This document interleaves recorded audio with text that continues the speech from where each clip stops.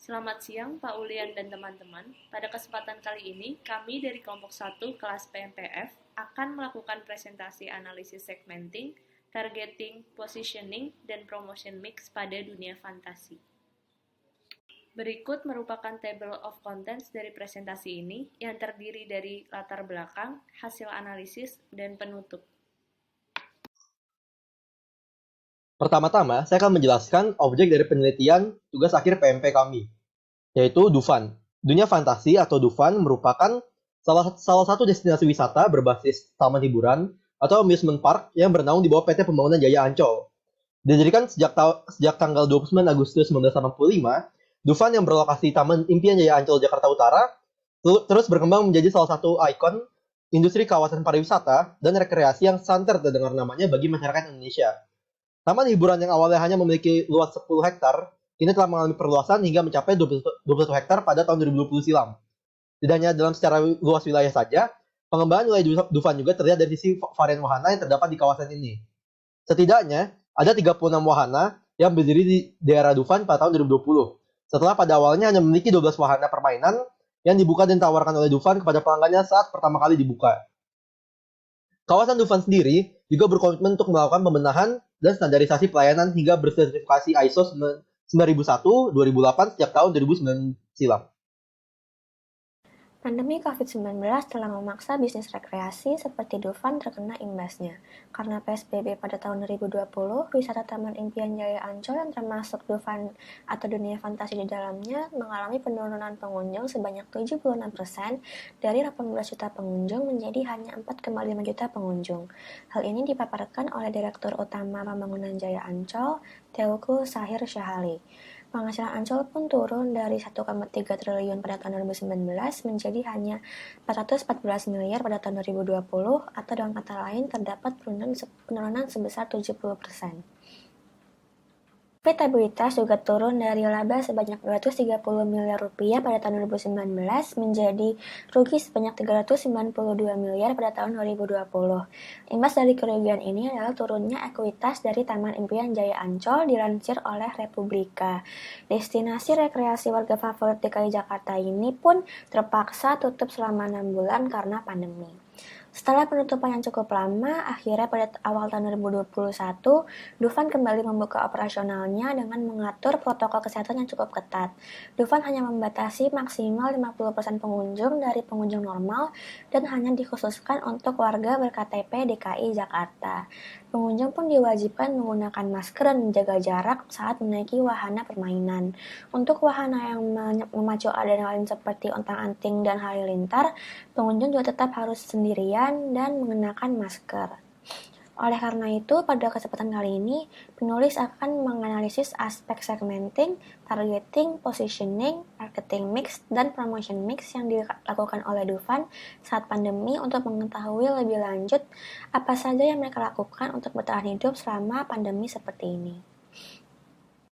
Tujuan dari analisis yang kami lakukan adalah memahami segmenting, targeting, positioning, dan marketing mix yang diterapkan dunia fantasi, menganalisis promotion mix yang terdiri dari advertising, publicity and relations, sales promotion, personal selling, dan direct marketing yang digunakan untuk promosi dunia fantasi, serta memberikan rekomendasi kepada dunia fantasi untuk meningkatkan efektivitas promosinya. Selanjutnya, kami akan menjelaskan mengenai segmenting, targeting, dan positioning. Pada bagian ini akan dijelaskan oleh saya Kanser dan rekan saya Octavian. Pertama, segmenting. Segmentasi melibatkan pembagian pasar menjadi kelompok pembeli yang berbeda yang memiliki kebutuhan, karakteristik, atau perilaku yang berbeda dan yang mungkin memerlukan strategi atau beberapa pemasaran yang terpisah. Segmenting ini dapat dibagi menjadi 4 dimensi, yaitu geografi, demografi, psikografik, dan behavioral. Yang pertama, terdapat segmentasi geografi, di mana segmentasi geografi ini membagi pasar menjadi unit geografis yang berbeda, seperti negara, negara bagian, wilayah, kabupaten, kota, atau bahkan lingkungan. Dufan tidak membagi pasar-pasarnya ke beberapa bagian atau daerah. Hal ini karena Dufan merupakan kawasan rekreasi yang memiliki banyak wahana dan terpusat pada satu wilayah, sehingga tidak memungkinkan untuk membuka kawasan baru di wilayah lain karena perlunya biaya yang besar dan tempat atau lahan yang luas. Sehingga Dufan hanya ada di Jakarta, Indonesia, tepatnya pada kawasan Ancol yang juga memiliki beberapa tempat rekreasi lainnya yang dapat kita kunjungi. Selanjutnya ada segmentasi demografi. Pada segmentasi demografi ini membagi pasar menjadi segmen berdasarkan variabel seperti usia, tahap siklus hidup, jenis kelamin, pendapatan, pekerjaan, pendidikan, agama, etnis, dan generasi. Dufan ini dapat dikunjungi oleh segala kalangan tanpa membaginya ke dalam segmentasi demografi. Dufan memperbolehkan segala umur, gender, pekerjaan, dan lainnya untuk bisa masuk ke kawasannya. Tetapi pada wahana-wahana tertentu, Dufan memperhatikan tinggi badan setiap pengunjungnya jika ingin bermain. Usia juga diperhatikan oleh Dufan. Seperti yang tertulis di sini, untuk umurnya segala usia dapat memasuki kawasan Dufan. Tetapi untuk bermain, anak sekitar di atas 10 tahun hanya bisa dapat bermain wahana tertentu. Selanjutnya ada seks bisa dapat pria dan wanita, income dari kalangan atas hingga bawah, social class juga dari kalangan atas hingga bawah. Dufan juga menjadi pilihan tempat yang dapat dikunjungi secara ramai-ramai, berdua, hingga sendiri. Hal ini ditunjukkan dengan banyaknya pengunjung yang datang bersama dengan keluarga, pasangan, dan teman-teman hingga acara kantor dan sekolah. Dufan juga menjadi kawasan hiburan bagi para turis yang datang ke Indonesia. Selanjutnya ada segmentasi psikografik, di mana pasar dibagi menjadi segmen yang berbeda berdasarkan gaya hidup atau karakteristik kepribadian. Di sini pengunjung Dufan memiliki lifestyle dan karakteristik yang berbeda-beda, tetapi tetap mempunyai ketertarikan untuk bermain di Dufan sebagai sarana berlibur. Hal ini Dufan membaginya dengan pilihan tiket yang berbeda-beda. Terdapat 5 pilihan tiket untuk saat ini, yaitu ada tiket reguler, tiket kunjungan jam 2 hemat, Dufan at Night, 6-month pass, dan annual pass. Tiket yang dibeli oleh pengunjung ini bisa menunjukkan lifestyle dan karakteristik mereka dalam melihat atau memanfaatkan tempat hiburan ini. Bagi pengunjung yang tidak ingin mengantri dengan waktu lama, dapat membeli akses fast track yang tersedia pada waktu tertentu. Atau pengunjung juga bisa menikmati 6 bulan hingga 1 tahun bermain di Dufan tanpa membeli tiket setiap datang, dengan memiliki 6-month pass atau annual pass. Dalam kawasan Dufan juga menyediakan restoran dan food stall yang beragam bagi pengunjungnya. Hal ini menunjukkan segmentasi pada lifestyle pengunjung yang dilihat dari bagaimana mereka membeli makanan-makanan di sekitar situ. Jika pengunjung ingin menikmati makanan berat yang lezat, pengunjung dapat memilih restoran-restoran yang cukup dikenal seperti KFC, Yoshinoya, dan McDonald's. Akan tetapi jika pengunjung ingin menikmati makanan ringan, Dufan juga menyediakan food stall yang ramah di kantong seperti beverage-nya atau hot dog seperti itu. Kemudian ada selanjutnya segmentasi behavioral.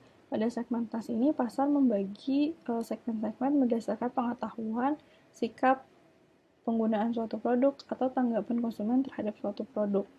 Dufan menawarkan benefit atau keuntungan yang dapat dinikmati melalui jenis tiket yang seperti sudah disebutkan sebelumnya. Jadi ada keuntungan-keuntungan untuk pembeli tiket yang lebih mahal, seperti kayak misalnya annual pass, itu juga memiliki keuntungan sendiri. Dan Dufan juga sering menawarkan paket bundle tiket dengan tempat hiburan di kawasan Ancol lainnya. Jadi kita tidak hanya mengunjungi Dufan, tetapi dapat mengunjungi kawasan-kawasan lainnya. Kemudian Dufan juga melihat pengunjungnya dari statusnya terhadap Dufan, seperti apakah mereka belum pernah, sudah pernah, atau pertama kali ke Dufan dan berpotensi untuk mengunjungi Dufan beberapa kali. Hal ini ditunjukkan dengan Dufan memberikan promo-promo menarik dan paket yang bisa dipilih oleh pengunjungnya. Misalnya Dufan memberikan penawaran untuk pengunjung rombongan, seperti untuk sekolah atau gathering kantor. Dalam hal ini, Dufan memberikan penawaran lebih murah, karena Dufan melihat potensi pengunjungnya dari yang belum pernah hingga sudah pernah untuk mengunjungi Dufan. Jadi dia memiliki paket-paket yang lebih murah. Setelah kita melakukan analisis terhadap berbagai segmentasi yang dilakukan oleh Dufan, selanjutnya kita akan menulis lebih lanjut tentang target pasar dari Dufan atau targeting. Targeting ini didefinisikan sebagai sekumpulan pembeli yang memiliki kebutuhan atau karakteristik yang sama yang diputuskan untuk dilayani oleh perusahaan.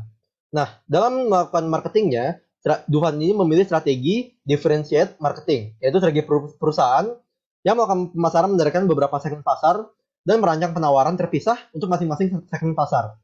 Strategi ini merupakan strategi campuran antara undifferentiated marketing dan juga micro marketing yang membuat Dufan tidak terlalu eksklusif untuk menjual tiketnya ke beberapa kalangan saja, tapi juga membuat pelayanan yang berbeda sesuai dengan tiket yang dibeli oleh pelanggan. Nah, perbedaan ini kami klasifikasi lagi menjadi 3 jenis. Yang pertama tuh perbedaan dalam waktu kunjungan. Dalam waktu kunjungan sendiri, Dufan menjual tiketnya ke dalam beberapa kategori. Yang pertama tuh ada kunjungan 2 jam, ada juga kunjungan Dufan at night, yaitu kunjungan 1 hari operasional pada malam hari. Ada juga kunjungan reguler, yaitu kunjungan 1 hari operasional.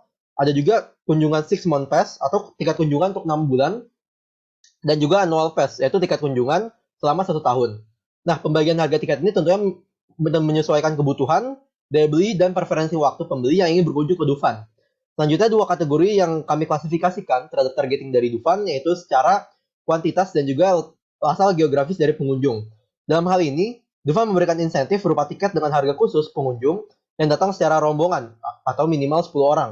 Tidak berhenti di situ saja, perbedaan harga tiket ini terlihat dari asal dari rombongan itu. Dufan ini menawarkan perbedaan harga tiket antara rombongan pengunjung yang berasal dari daerah Jabodetabek atau Jakarta, Bogor, Depok, Tangerang, atau Bekasi, dan juga di luar Jabodetabek.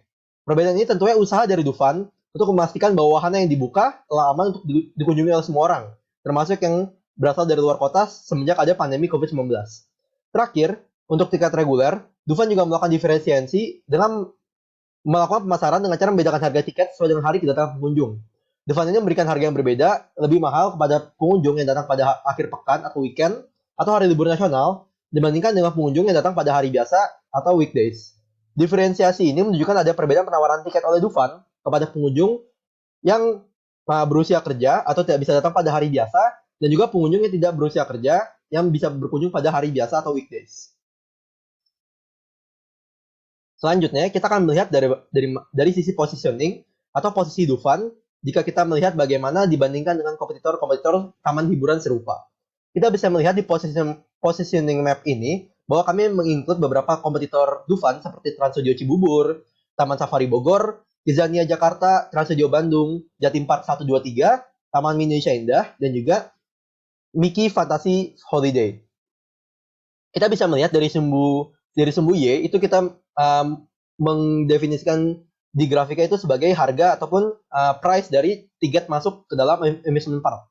Sementara untuk dari sisi X kita bisa melihat semakin condongnya orientasi dari taman hiburan tersebut, apakah itu merupakan luxury good ataupun berdasarkan performance.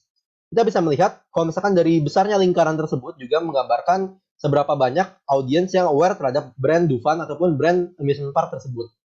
Nah, kita bisa melihat kalau misalkan Dufan dengan lingkaran biru tua ini memiliki lingkaran yang paling besar jika dibandingkan taman-taman hiburan lainnya.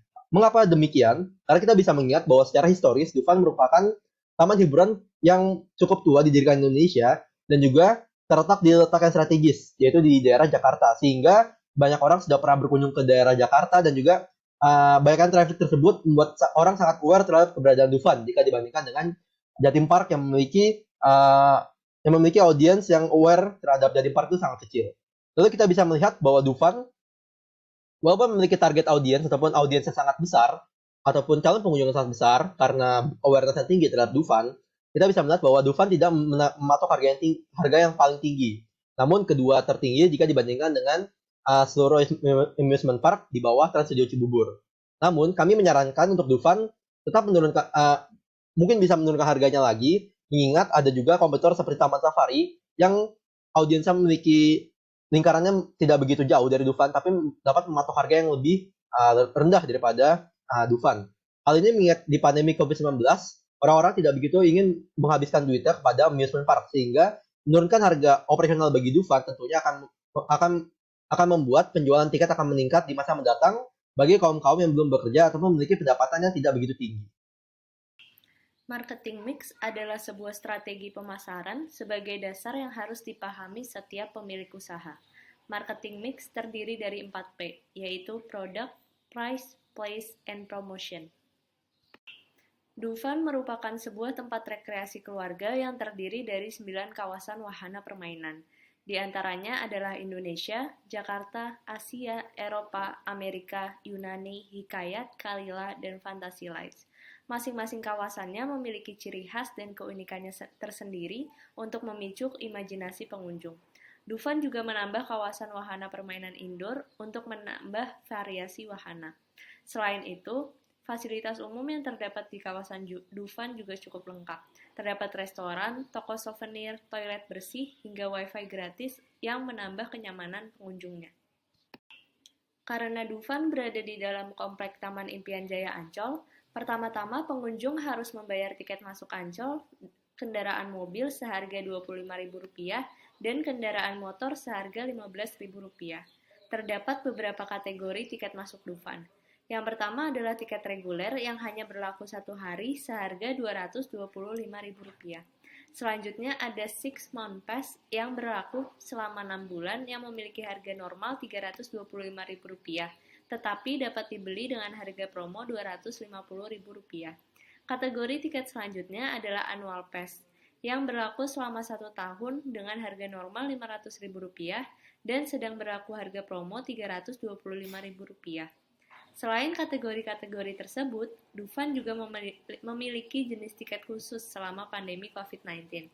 Yang pertama adalah tiket promo jam 2 siang lebih hemat yang berlaku pada weekdays dengan harga Rp110.000. Ada pula promo tiket harga rombongan minimal 10 orang dengan harga tiket Rp190.000 per orang.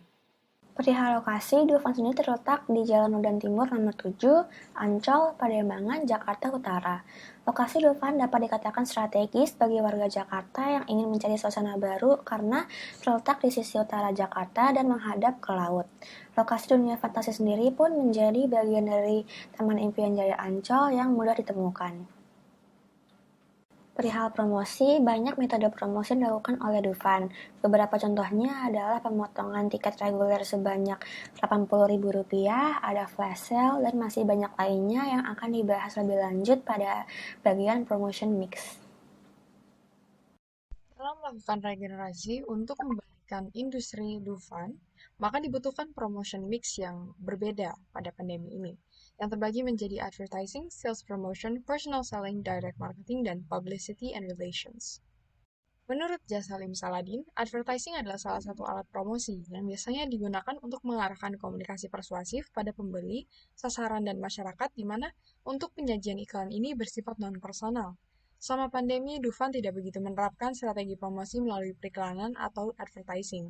Iklan terakhir yang diluncurkan oleh Dufan merupakan divisi iklan Ancol Dufan yang mengenai Kereta Misteri pada 8 Desember 2019 seperti video yang di sebelah kanan. Menurut Jasalim Saladin, advertising publikasi merupakan penyampaian ide, barang, atau jasa kepada konsumen atau pihak yang terkait. Iklan dapat dengan mudah dirancang dengan pesan dan kesan yang ingin kita sampaikan secara manipulatif. Sehingga, kenyataan produk tersebut terkadang tidak memenuhi ekspektasi konsumen. Karena itu, masyarakat merasa kurang dapat menaruh kepercayaan pada advertising. Oleh karena itu, publikasi mulai memperoleh tempat yang jauh lebih strategis sebagai alat promosi produk. Secara umum, promosi dapat mempengaruhi keputusan pembelian barang oleh konsumen selama memiliki kemampuan untuk memenuhi ekspektasi konsumen dan meyakinkan sumber dari informasi tersebut. Hal ini mendorong para konsumen untuk menemukan sumber informasi tersebut dengan berbagai cara. Terdapat 3 cara utama, yaitu menggunakan media populer seperti berita, seperti televisi, liputan pada koran, situs berita daring, media sosial, dan mesin pencari seperti Google, Yahoo, dan lain sebagainya yang memanfaatkan SEO. Melalui mesin pencari Google, konsumen yang mencari keyword Dufan akan diarahkan kepada informasi mengenai website dan promosi Ancol. Pencarian tersebut pertama-tama akan mengarah pada official website dari Ancol, www.ancol.com. Selanjutnya akan memunculkan rekomendasi pembelian tiket yang sedang promosi seperti buy one get one free. Publikasi ini tentu menambah kemudahan bagi pelanggan untuk membeli dan memberi kesan positif, karena penawaran tersebut terhadap produk sangat banyak dan beragam. Publikasi dalam rangka memperoleh image positif dalam keputusan pembelian konsumen mengarah pada pemanfaatan media sosial, contohnya seperti Facebook, Instagram, Twitter, TikTok, dan lain sebagainya. Dufan memanfaatkan media sosial sebagai media untuk menjalin komunikasi dengan pelanggan, serta menerapkan AIDA, yaitu Attention, Interest, Desire, dan Action. Laman media sosial dari Dufan berada di bawah Ancol yang bernama Dufan_Ancol. Atau di Twitter dapat ditemukan info Dufan dan melakukan 3 unggahan rata-rata dalam waktu 1 hari melalui Instagram. Konten dari media sosial Dufan berupa sales promotion yang berlaku, foto kegiatan pengunjung Dufan yang sedang bahagia, serta ucapan hari-hari besar. Dufan secara khusus berusaha untuk melakukan customer engagement dengan menginformasikan pembukaan kembali taman rekreasi Dufan setelah penurunan jumlah COVID-19. Dalam rangka menjalankan AIDA, Dufan mengadakan perlombaan online fotografi yang pertama awal bahagia, yang melibatkan konsumen atau pengunjung Dufan untuk mengunggah foto terbaik mereka selama kunjungannya di Taman Bermain Dufan, sebagai sambutan optimis terhadap tahun 2021. Perlombaan ini menerapkan perhatian dan interest dari para pengguna media sosial Instagram.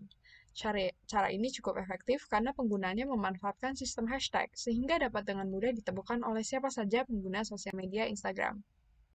Dufan atau dunia fantasi menerapkan strategi sales promotion, yang diartikan sebagai strategi marketing yang memanfaatkan kampanye jangka pendek untuk meningkatkan ketertarikan konsumen agar terjadi peningkatan permintaan untuk produk dan jasa yang ditawarkan.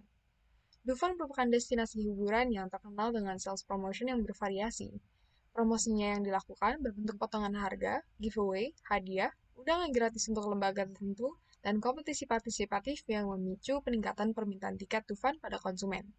Contoh dari implementasi promosi yang sebelumnya sudah diterapkan adalah promo pelajar bagi siswa-siswi saat masa liburan sekolah dan annual pass bagi pengunjung untuk bermain kapanpun dengan harga Rp250.000 selama periode 1 tahun. Dampak pandemi yang membatasi pergerakan masyarakat untuk mengakses wisata bermain menghambat jumlah pengunjung pada masa pandemi, yang tentunya berdampak cukup signifikan pada pendapatan Dufan. Dalam rangka pemulihan Dufan sebagai destinasi wisata, Dufan menerapkan sales promotion berupa bundling, coupons, dan percentage discount. Kupon yang ditawarkan oleh Dufan pada masa pandemi adalah tiket gratis, kendaraan dengan setiap pembelian tiket melalui website Ancol. Adapun usaha Dufan yang digencarkan melalui bundling atau percentage discount berupa harga khusus rombongan di luar Jabodetabek minimal 10 orang, tiket ketiga tempat rekreasi dengan bundling seharga Rp299.000, paket berdua dengan diskon Rp5.000, tiket rekreasi setahun gratis dengan diskon Rp70.000, annual pass Dufan yang menjadi Rp299.000 dari harga Rp325.000, serta diskon promosi lainnya. Sales promotion ini dapat dilihat melalui laman www.ancol.com/promo, yang mungkin sudah saya masukkan fotonya ke dalam presentasi ini. 3 langkah dalam sales promotion tersebut merupakan langkah yang sangat tepat diambil oleh Dufan karena situasi pandemi yang menyebabkan orang untuk merasa bosan di rumah dan membutuhkan entertainment akhirnya dapat mengalami langsung aktivitas fisik, serta penurunan jumlah kasus yang terjadi pada kuartal 2021 membuatkannya menjadi momentum yang cukup sesuai. Personal selling adalah kegiatan promosi produk yang melibatkan komunikasi langsung antara penjual dan calon pelanggan untuk memperkenalkan dan menarik minat konsumen terhadap produk yang ditawarkan. Personal selling menurut Cipcono adalah komunikasi bertatap muka secara langsung antara calon pelanggan dan penjual. Tujuannya adalah agar produknya bisa diperkenalkan kepada para calon pelanggan. Dengan begitu, hal ini bisa membentuk sebuah pemahaman tentang produk yang dijual, agar nantinya calon pelanggan mau membeli produk tersebut. Dalam memasarkan produk, Dufan sangat minim dengan memanfaatkan personal selling sebagai strategi promosi dengan adanya alternatif media sosial lainnya yang jauh lebih efektif dan efisien. Lalu ada juga direct marketing. Menurut Duncan, direct marketing adalah teknik marketing yang digunakan oleh suatu perusahaan untuk menjaga dan menjalin komunikasi secara langsung dengan pelanggannya. Strategi ini dinilai lebih efektif karena mampu berinteraksi dengan membuat suatu database yang bisa digunakan dengan mengaktifkan komunikasi pemasaran dengan memanfaatkan beragam media untuk mendorong respon pelanggan. Selain memberikan tiket gratis kepada berbagai lembaga, Dufan tidak banyak menerapkan direct marketing. Dunia fantasi Dufan merupakan tempat hiburan yang digemari oleh masyarakat Indonesia, terutama warga Jakarta sebagai destinasi wisata taman bermain ketika berliburan dengan keluarga ataupun teman. Dufan mengakomodasi pengunjungnya yang terdiversifikasi secara usia sehingga dibutuhkan strategi pemasaran yang terdiferensiasi untuk menggapai masing-masing segmentasi pasar yang bermacam-macam. Dengan adanya pandemi sebagai salah satu penghambat terbesar industri pariwisata saat ini, Dufan terdorong untuk melakukan promotion mix terkait dengan peningkatan awareness, pembukaan kembali taman bermain serta memicu masyarakat untuk mengunjungi Dufan dalam rangka berlibur bersama keluarga maupun teman-teman seperti sebelum pandemi, walaupun mematuhi protokol. Pada bagian ini, saya akan menyampaikan saran kelompok kami terhadap Dufan dari bahasan yang sudah kami diskusikan sebelumnya. Yang pertama ini, dalam situasi pandemi COVID-19, Dufan telah menerapkan protokol kesehatan bagi pengunjungnya. Akan tetapi dengan besarnya kawasan Dufan, diperlukan juga pengawasan yang lebih ketat terhadap protokol kesehatan pengunjungnya, seperti penggunaan masker selama di kawasan Dufan dan cuci tangan atau jaga jarak.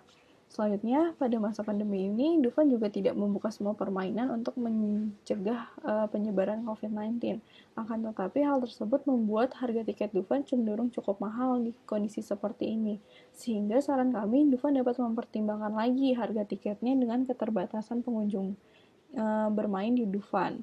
Yang terakhir, Dufan dalam melakukan promosi sudah cukup baik. Tetapi ada baiknya jika Dufan juga memanfaatkan influencer-influencer untuk promosinya, sehingga Dufan juga tetap terdengar oleh masyarakat Indonesia di masa pandemi COVID-19 seperti ini.